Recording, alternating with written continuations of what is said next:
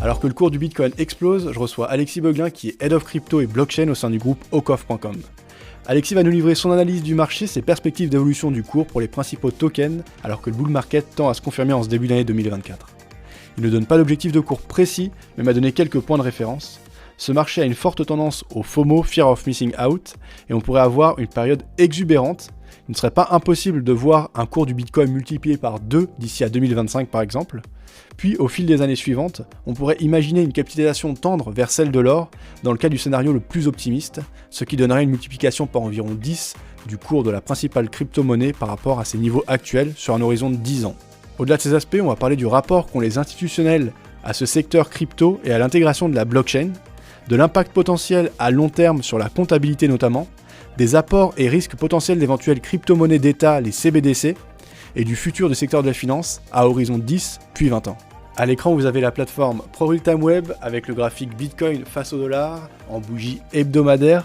On est proche des précédents plus hauts historiques que j'ai représentés avec la résistance surlignée à 69 000 $, un peu plus de 69 000 $. On est actuellement à 61 360 et on a coté au cours de la séance jusqu'à 64 000.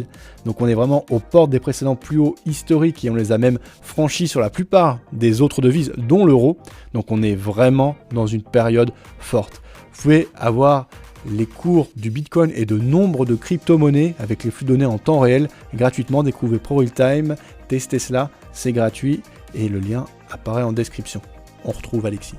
On voit que le marché des cryptos reprend des couleurs, surtout poussé un petit peu par les institutionnels, notamment au travers des ETF Bitcoin autorisés aux États-Unis, qui ont rencontré un énorme succès.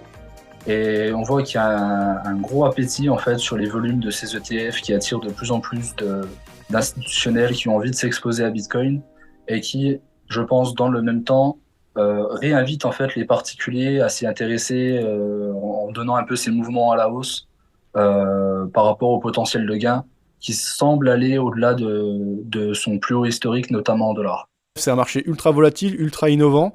Comment tu as vécu les deux dernières phases? Alors moi du coup j'ai découvert Bitcoin un petit peu, je pense au lycée, donc dans la période entre 2013 et 2015. Et pour le coup, je l'avais découvert un petit peu comme une monnaie d'internet, un peu utilisée soit sur du jeu, soit sur le darknet, ce genre de choses. Pour le coup, je l'avais un peu laissé de côté, même si c'est piqué ma curiosité. Je l'ai redécouvert en 2017, 2017-2018, donc vraiment pendant l'euphorie et le crack, un peu, on va dire, le premier éclatement qu'il y a eu sur le marché. Suivi un petit peu de cette période de calme qui a suivi la frénésie des ICO. On a eu une deuxième phase où beaucoup de choses se sont construites, un petit peu dans le fond, des projets DeFi, ce genre de choses.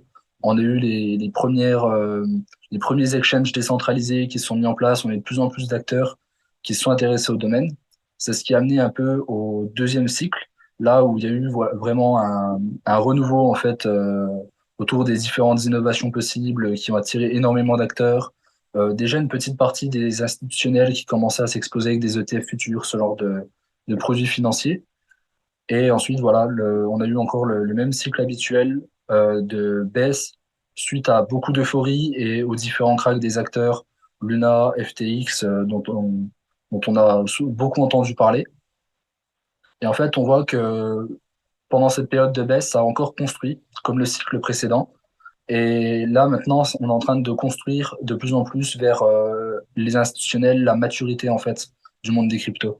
Au début, c'était vraiment un petit peu le Far West. Et plus on avance dans le temps, plus on voit que la crypto devient mature et s'institutionnalise. Lors de tes études en digitalisation bancaire, était-il question de crypto ou on était plus dans le côté digitalisation bancaire, côté IT, applicatif, application facilité de transfert et je ne sais, et d'ailleurs il y a eu des sujets vraiment passionnants de tout ce que tu as étudié, ou est-ce qu'il était quand même question à certains moments de blockchain, de crypto? Alors, on en parlait un petit peu. Le master était plutôt orienté un peu fintech, on va dire. Donc, tout ce qui est innovation financière et forcément la blockchain en fait partie. Mais c'est vrai qu'en fonction des intervenants, on avait différents avis.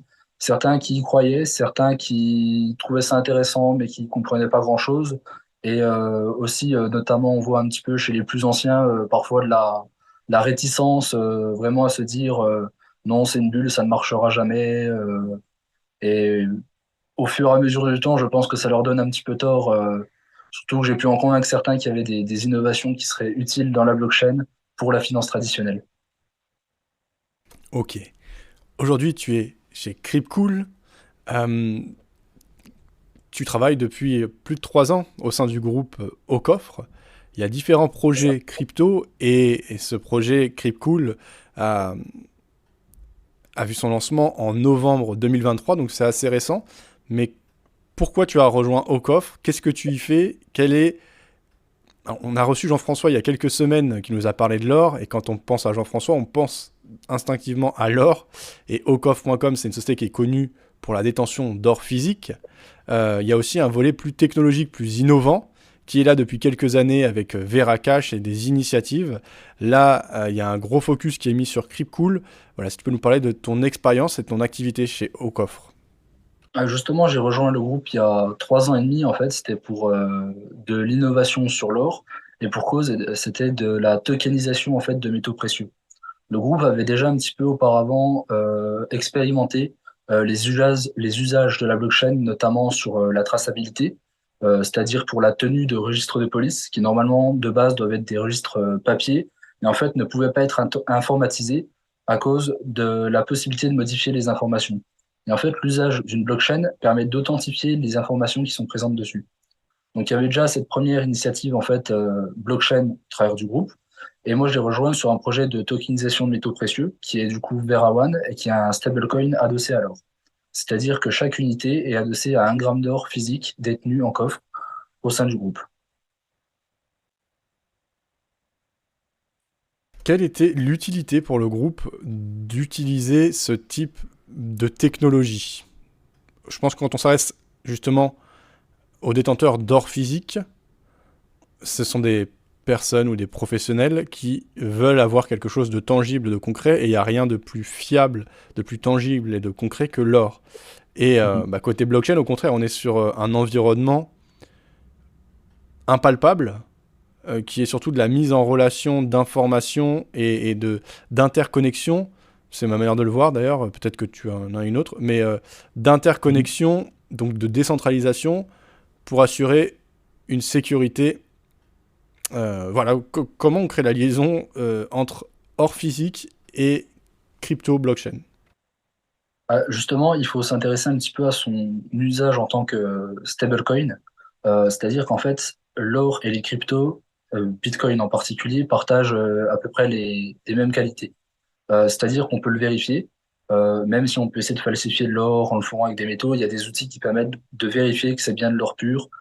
L'or est aussi infalsifiable en fait qu'un Bitcoin qui est sur la blockchain et qu'on peut venir vérifier en auditant directement celle-ci. Et en fait, ce qui est un petit peu antinomique dans le monde des cryptos, c'est qu'on va utiliser plutôt des stablecoins fiat, notamment au dollar, qui en fait ont beaucoup de défauts. Déjà, le principal est assez opaque dans ses réserves. On n'est pas exactement sûr de ce qu'ils ont, ils restent assez flous et ils ont toujours un petit peu été. Le dollar est sous le contrôle des États-Unis, donc c'est-à-dire qu'ils peuvent mettre des sanctions potentiellement sur ce type de stablecoin, ils peuvent les censurer. Et aussi, c'est des monnaies qui perdent en valeur dans le temps, au travers de l'inflation et en plus pour les investisseurs européens, au travers du change. C'est-à-dire qu'ils peuvent potentiellement perdre en fait quand ils sont en stablecoin dollar de la valeur de portefeuille dans leur devise locale, donc généralement en euros ici. Et l'or en fait va avoir vraiment cette qualité de s'apprécier, on va dire un peu à l'inverse de l'inflation des monnaies. C'est-à-dire que l'or va absorber l'inflation et comme Bitcoin, l'or en fait est un actif, une monnaie solide. C'est-à-dire une monnaie qui est résistante dans le temps et qui tend plutôt à s'apprécier plutôt que se déprécier. Chez Cryptcool, vous proposez deux crypto-monnaies, les deux principales, Bitcoin et Ethereum, plus le projet spécifique donc de stablecoin adossé, indexé sur le cours de l'or et même sur la détention d'or physique. C'est ça l'offre Cryptcool aujourd'hui? C'est ça. En fait, le projet Cryptcool était pour aller plus loin dans le monde des cryptos. Et justement, en fait, de proposer une plateforme très facile d'accès. Donc, c'est-à-dire que à la base, c'était un peu une demande de nos clients qui s'intéressent à l'or, qui, pour certains, ont de la curiosité, mais sont pas forcément les plus tech. Et ils trouvaient la crypto vraiment très compliquée. Aller sur un exchange qui ressemble à une place de marché avec des informations partout, qui a une complexité qui est quand même assez avancée. Pour certains, c'était un peu effrayant et ça les empêchait d'aller vers de la crypto. Outre la partie juste échange, il y a aussi la partie stockage. C'est-à-dire qu'aujourd'hui, si on détient soi-même ces cryptos, on est totalement responsable de ces fonds. En cas d'erreur, on perd tout. Et certaines personnes, dans le monde de la crypto, ils sont très attachés, mais d'autres ont peur justement de prendre la responsabilité de leurs actifs. Ils préfèrent la déléguer et nous, ce qu'on a proposé au travers de Cryptcool, c'est de faire une offre de garde sécurisée des cryptos. C'est-à-dire qu'on utilise en fait notre infrastructure de chambre forte pour protéger l'accès aux clés privées. Il faut un accès physique pour pouvoir accéder aux cryptos. Un petit peu comme on pourrait accéder à l'or qui est stocké dans nos infrastructures. Je comprends. Pour en revenir au marché des cryptos dans son ensemble, toi, à titre personnel, quelles sont les cryptos qui te semblent les plus pertinentes, les plus intéressantes pour tenter de surfer la vague de l'innovation qu'elle représente? Est-ce que c'est Bitcoin? Est-ce que c'est Ethereum? Est-ce qu'il faut un panier des plus grosses market cap, des plus gros projets, des plus gros tokens? Ou bien, au contraire, est-ce qu'il faut aller dans la diversité et pourquoi pas se tourner vers des projets plus petits? Mais à ce moment-là, attention, parce qu'il y a aussi à boire et à manger, et on l'a vu de nombreux scandales qui accompagnent de toute façon un scandale et arnaque toute phase d'innovation majeure, on le voit tout le temps, et c'est sur les plus petits projets. Donc voilà, quelle est ton approche, toi, par rapport à ces aspects? Alors, pour le coup, moi, je préfère vraiment les deux premières cryptos qui sont Bitcoin et Ether, les deux premières cryptos en termes de capitalisation. Bitcoin pour ses qualités intrinsèques. Vraiment, le système en fait de création de valeur qui est proposé par le protocole, le côté intangible qui repose aussi sur le proof of work, qui est important pour la sécurité du réseau, et en fait voilà, qui a ces valeurs antifragiles. Et Ethereum, qui pour moi a un objectif qui est différent, qui est beaucoup plus centré sur l'innovation. Sur Ethereum, on va pouvoir faire de la finance décentralisée, c'est-à-dire créer des protocoles qui vont permettre, par exemple, d'emprunter ou de prêter des cryptos sans intermédiaire, ainsi que d'autres applications, par exemple, pouvoir les échanger sans passer par une plateforme centralisée, créer des stablecoins qui sont garantis par des actifs. Ethereum est vraiment axé pour moi sur le côté innovation. Très bien. Comment réagis-tu au scandale qu'on a pu avoir, de plus ou moins grande ampleur? Tout à l'heure, tu as parlé de FTX, je pense que c'est le plus gros scandale de l'ère crypto, on va dire. Mais il y en a eu Mhm. d'autres, d'ampleur significative, au fil des années. Et à mon avis, il y en aura encore d'autres. Comment tu y réagis? Comment tu les interprètes?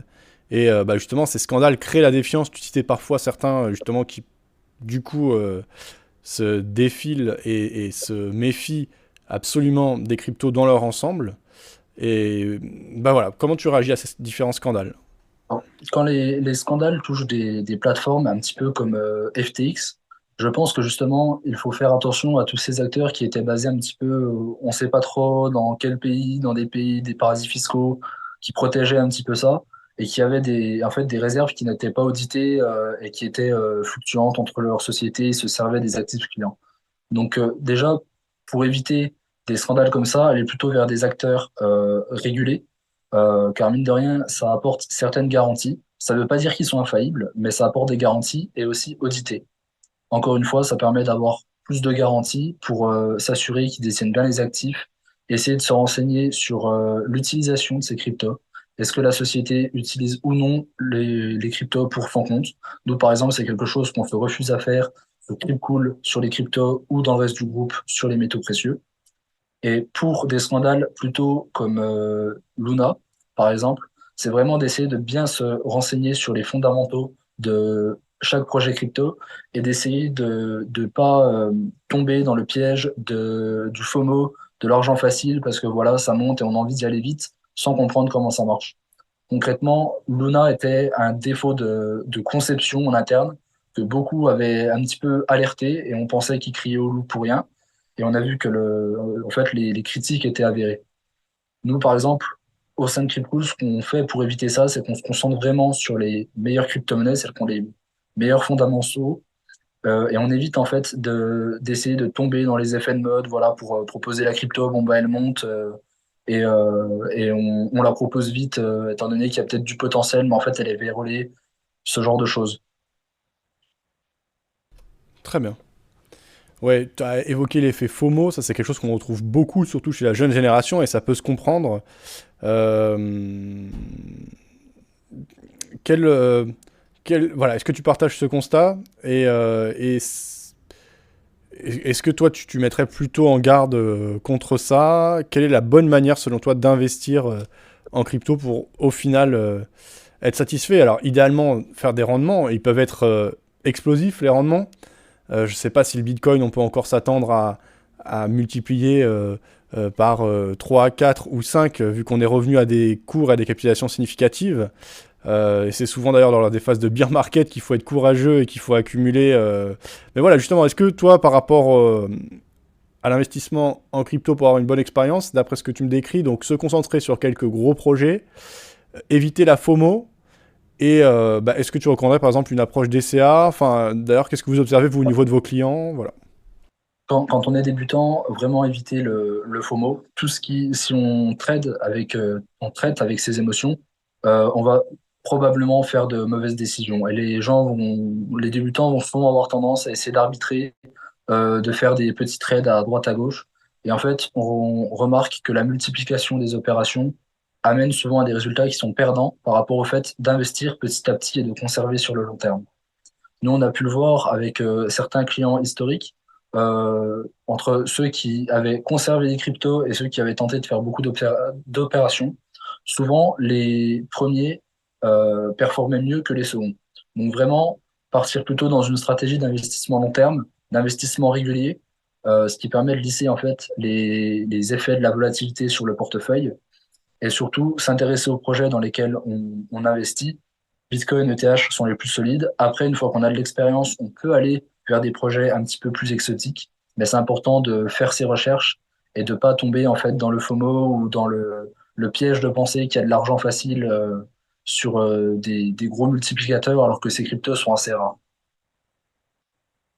Merci, c'est très clair. Je te propose de passer au second sujet, le rapport des institutionnels à la crypto-monnaie. Souvent, ce qu'on dit, c'est, de manière générale, en finance de marché, depuis des décennies, depuis plus d'un siècle, d'histoire financière, donc de finance de marché telle qu'on la connaît aujourd'hui, parce que la finance de marché au sens large et la bourse, ça fait plusieurs siècles, mais voilà, si on prend l'histoire un peu plus récente, les particuliers sont souvent les dindons de la farce, sont les derniers informés, les derniers arrivés lorsqu'il y a des bulles, et ce sont souvent eux, finalement, qui se font ratatiner lorsque les bulles éclatent. Sur le marché des cryptos, on a longtemps dit que c'est une révolution qui est partie des particuliers pour arriver jusqu'aux institutionnels, ce qui est assez particulier dans l'histoire financière. Mais voilà, tu vas donc nous parler du rapport des institutionnels au marché de la crypto. Justement, même aujourd'hui, on voit que Bitcoin est encore majoritairement détenu par des individus. Et même si les ETF ont eu un poids qui est énorme ces dernières semaines avec les apports de liquidité des institutionnels, ils représentent toujours une petite part par rapport aux investisseurs institutionnels.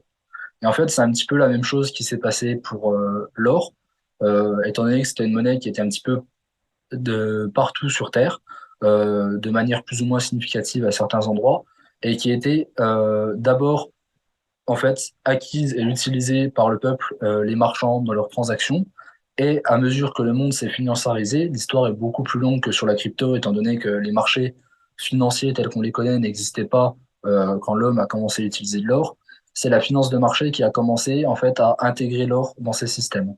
Et bien on voit un petit peu la même chose avec le Bitcoin. C'est pour ça que c'est des actifs que certains opposent, mais qui en fait sont dans la même équipe. Et les institutionnels vont apporter beaucoup de liquidité et de volume à Bitcoin, ce qui est très bon en fait pour sa capitalisation et son prix, étant donné que ça augmente l'offre. Mais la finance de marché a aussi potentiellement des choses à apprendre de Bitcoin, et notamment de la technologie blockchain, des expérimentations un petit peu qui ont pu être faites en finance décentralisée sur Ethereum et en fait d'utiliser peut-être la blockchain dans leur cœur, dans le cœur en fait des infrastructures de marché financier. Est-ce que tu constates, toi qui es pas mal connecté justement au milieu bancaire, euh, une intégration, certaines grandes banques, là genre en tête Société Générale et Forge, intègrent maintenant des programmes, des projets, des équipes. Voilà, qu'est-ce que tu peux nous dire dans le concret de, du rapport entre les banques et la blockchain? Alors, on voit que la plupart des banques s'y sont intéressées, certaines plus tôt, certaines plus tard. Aujourd'hui, je pense qu'à peu près toutes les banques doivent avoir au moins une équipe à minima blockchain, et c'est certaines qui s'intéressent plus à la crypto parce qu'on peut dissocier les deux. La crypto existe forcément grâce à la blockchain, mais la blockchain n'existe pas forcément grâce à la crypto. C'est une technologie, comme nous on l'a utilisée par exemple dans les registres de police, qui peut être indépendante de la crypto. Mais c'est elle aussi qui fait tout l'intérêt de ces nouveaux actifs, car en fait, elle a permis, ce qui n'était pas possible jusqu'à présent, une monnaie ou un actif 100% digital dans lequel on peut avoir confiance. C'est vraiment l'innovation en fait que ça a apporté. Et dans les usages de la blockchain en termes d'efficacité, on voit que les banques qui sont au cœur de systèmes financiers ont beaucoup à gagner au fait d'intégrer la blockchain dans leur fonctionnement, que ce soit pour faire des transactions entre elles, pour la réconciliation des opérations et beaucoup de choses. Certaines la voient un petit peu à la base les cryptos comme une menace, car elles se disaient, mais si les gens peuvent détenir leurs fonds par eux-mêmes, qu'est-ce qu'on va devenir? La banque a encore un rôle et aura encore sûrement un rôle avec la blockchain qui ne va pas complètement éliminer ce rôle d'intermédiaire, mais peut-être que ce rôle d'intermédiaire va un petit peu changer, va aussi s'adapter à l'innovation que propose la blockchain. Par contre, concernant sur des banques qui intègrent la crypto vraiment dans leurs services, on voit que c'est beaucoup plus rare en France, mais ça va être quelque chose d'un peu plus courant chez nos voisins suisses. Dans ce pays, on observe un peu plus de banques qui se sont vraiment spécialisées dans le domaine et qui, pour le coup, intègrent vraiment des services crypto au sein de leurs offres. Et on voit que les banques françaises vont probablement aller de plus en plus vers ce modèle-là, mais sont un petit peu plus réticentes. On a aussi une réglementation en France qui est un petit peu plus lourde par rapport à la réglementation suisse qui favorise l'innovation, mais petit à petit, on y vient. Merci. Un des gros tournants il y a quelques mois, c'était le lancement, l'approbation, la validation des ETF spot. Depuis quelques années, il y avait déjà des ETF qui répliquaient synthétiquement l'évolution du cours du Bitcoin. Mais là, on a eu une étape de franchie avec les ETF spot et les plus grands émetteurs qui les ont proposés. On voit là, lors des dernières phases de hausse ces derniers jours que les volumes explosent. Donc c'est un produit qui semble marcher. Voilà, la finance de marché a été révolutionnée ces 20, 15, 10 dernières années par l'ETF, le produit de gestion passive, de gestion indicielle. Et aujourd'hui, c'est un peu la consécration et une garantie de l'accès des institutionnels aux crypto-monnaies. Comment tu as vécu, comment tu interprètes et comment tu vois l'évolution de ces ETF indexés sur les cryptos, pour l'instant sur Bitcoin, mais peut-être sur Ethereum prochainement. Désormais, les ETF ont vraiment en fait ouvert cette porte qui permettait aux banques d'en acheter. Car jusqu'à présent, en fait, une banque peut pas acquérir des actifs comme le fait un particulier, c'est-à-dire ouvrir un compte sur une plateforme et faire ses transactions comme toi et moi, on peut le faire sur ces plateformes. Les banques ont besoin justement de passer par le mécanisme de la finance traditionnelle qui existe déjà. Et donc, ces ETF ont permis de mettre Bitcoin dans cette finance traditionnelle. C'est ça qui a fait, on va dire, je pense, monter les cours ces derniers temps, qui est vraiment l'afflux de capitaux des institutionnels qui désormais peuvent proposer du Bitcoin à leurs clients, peuvent investir pour leur compte propre dans le Bitcoin, bientôt aussi sur Ethereum. Mais on voit quand même qu'ils ont certaines choses à apprendre aussi de la crypto, typiquement dans leur fonctionnement qui est assez peu efficient comparé à la blockchain. Une transaction Bitcoin se fait en 10 minutes. Une transaction sur un ETF se règle au travers des infrastructures de marché traditionnelles qui en fait requiert un dépositaire pour la partie crypto, un dépositaire pour la partie titre, un distributeur qui va créer le produit financier, une chambre de compensation qui va permettre en fait de réaliser la transaction, c'est-à-dire de prendre le titre d'un côté, de prendre le paiement de l'autre et de le redistribuer à chacun des deux parties. Et ça fait tout un tas d'intermédiaires qui rajoutent des coûts, des délais, euh, potentiellement des erreurs et qui pourraient en fait être optimisés grâce à la technologie de la blockchain. Merci. Au-delà de ces aspects, là on parle surtout d'investissement en crypto-monnaie, la blockchain pourrait amener des évolutions majeures, notamment en termes de comptabilité. C'est un concept que tu m'as un peu expliqué en off, mais que tu souhaites creuser, parce que je crois que tu as pas mal travaillé dessus en termes de recherche et d'études. Voilà. C'est ça, je m'en suis en fait pas mal renseigné dans le cadre justement de mon mémoire d'études qui portait sur les impacts de la blockchain sur la finance traditionnelle. Et en fait, c'est une évolution de la comptabilité qui pourrait exister demain dans plusieurs années et redéfinir complètement la comptabilité qui aujourd'hui en fait a à peu près dans la forme qu'on la connaît, c'est-à-dire la comptabilité à double entrée, débit, crédit, à peu près 600 ans. Et même s'il y a eu des évolutions sur les usages, la forme même de la comptabilité n'a pas trop changé. Et en fait, le concept de cette comptabilité à triple entrée, c'est pas de rajouter un troisième compte en plus de débit, crédit, mais c'est d'ajouter en fait une transaction blockchain qui va venir lier les comptes entre eux. C'est-à-dire que sur une opération, on aurait par exemple un hash de transaction qui viendrait en fait verrouiller les comptes comptables. Et ce que ça permettrait, ce serait que les comptes soient déjà plus faciles à établir, étant donné que la blockchain inscrirait toute seule toutes les opérations et il suffirait d'un petit algorithme pour établir les comptes facilement. Et ça permettrait aussi de réduire considérablement la fraude, parce qu'en fait, les comptes ne pourraient être plus manipulés. Certains pensent même que ça pourrait complètement faire évoluer les finances d'entreprise en ayant toutes des comptabilités publiques. C'est-à-dire que n'importe qui pourrait, sur la blockchain, aller scruter en fait l'ensemble des comptes de la société.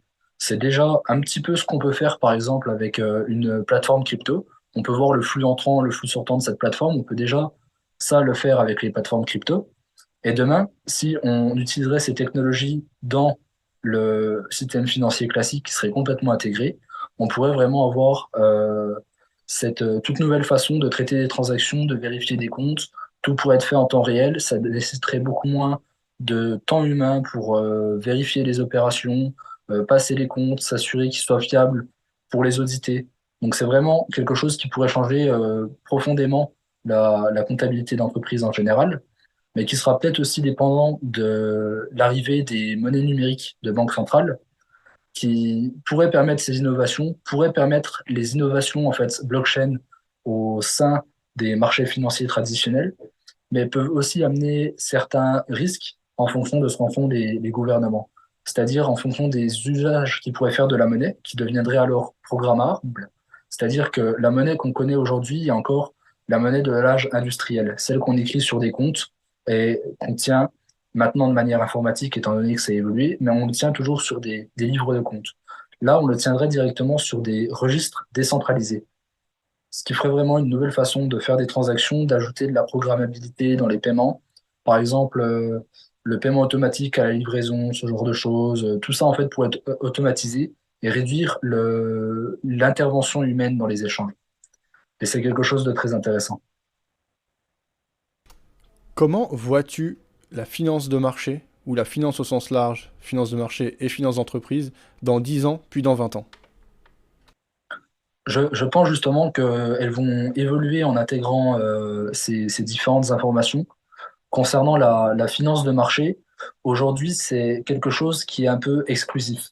C'est-à-dire que déjà, pour avoir accès au système financier traditionnel, en général, il faut plutôt être dans un pays développé qui a un réseau bancaire très établi. C'est-à-dire que pour des pays en voie de développement qui ont un système financier encore peu développé, la plupart des gens n'ont même pas accès à des services bancaires de base.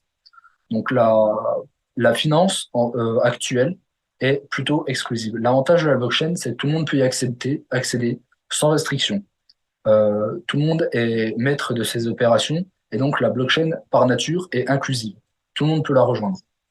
Et en fait, je pense qu'on va aller de plus en plus dans l'évolution de la finance dans le monde vers ce domaine qui sera plus inclusif, plus transparent, plus sécurisé et plus efficient. Pour toi, les crypto-monnaies sont désormais une classe d'actifs à part entière, inscrite dans le paysage financier, et elles sont là pour rester. Ça n'est plus négociable, discutable, d'après toi?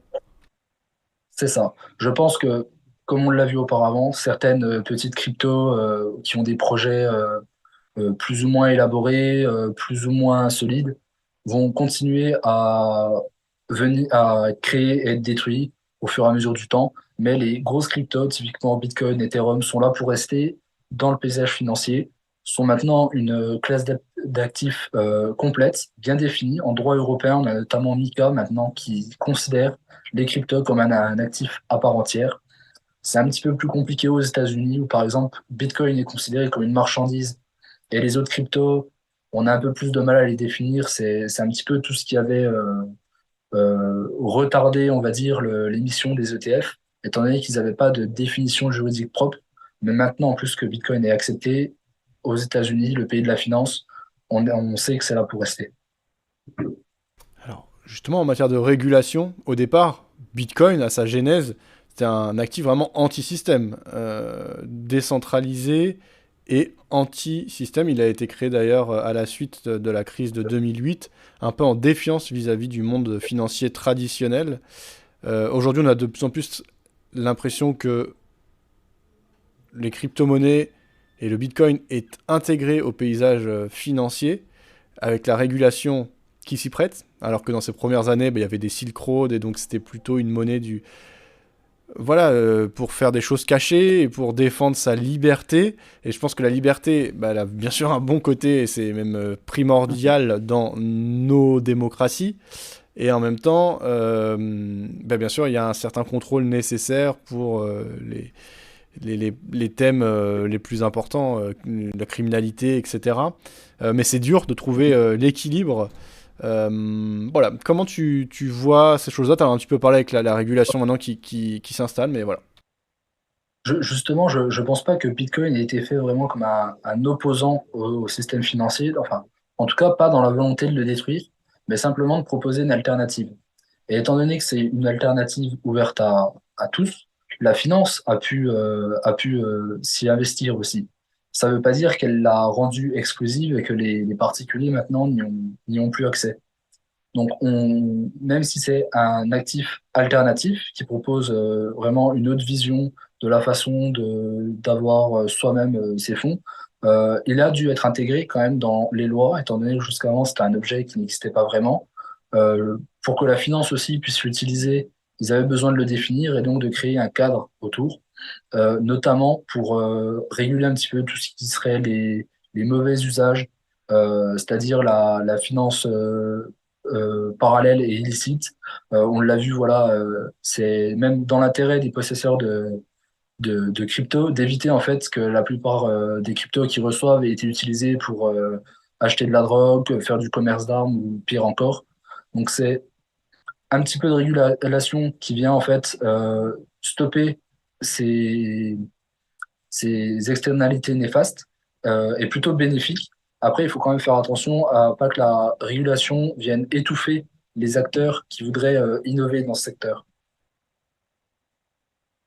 Oui, c'est souvent ça, hein, c'est définir la ligne et il doit y avoir toujours un espace pour l'innovation et c'est souvent des lignes floues quelque part et que le régulateur doit tracer de manière stricte pour définir ce qui est légal, autorisé et ce qui ne l'est pas. Et dur de trancher dans le vif parfois, j'imagine. Et à mon avis, on en a pour quelques mois, plutôt quelques années, avant que les régulations soient matures sur ces sujets. C'est alors pour des investisseurs ou des entrepreneurs aussi des périodes de grande opportunité que d'entreprendre parce que tout est à faire, alors qu'une fois qu'un secteur est plus mature, plus établi, c'est plus difficile de faire bouger les lignes. Un petit retour sur la finance décentralisée. Justement, à quel point on voit que celle-ci fonctionne.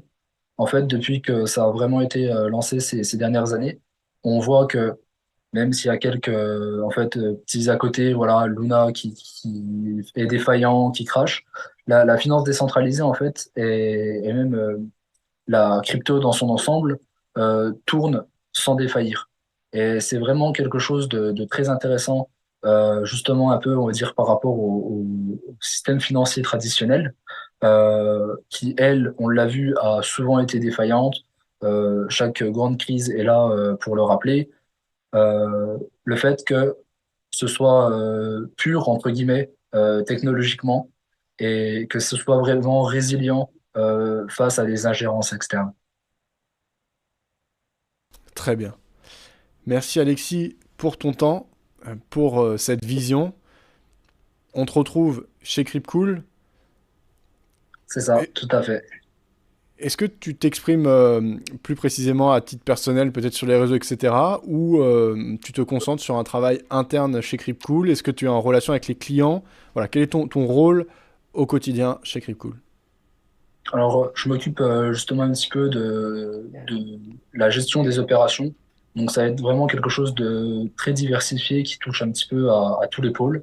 Je suis notamment aussi un petit peu en contact avec les clients, car c'est important d'avoir des retours des personnes qui utilisent les services qu'on crée et qu'on gère. Donc, pour moi, c'est toujours important, voilà, d'avoir des retours de nos clients. Je suis assez présent sur Telegram où je suis disponible et je réponds à toutes les questions.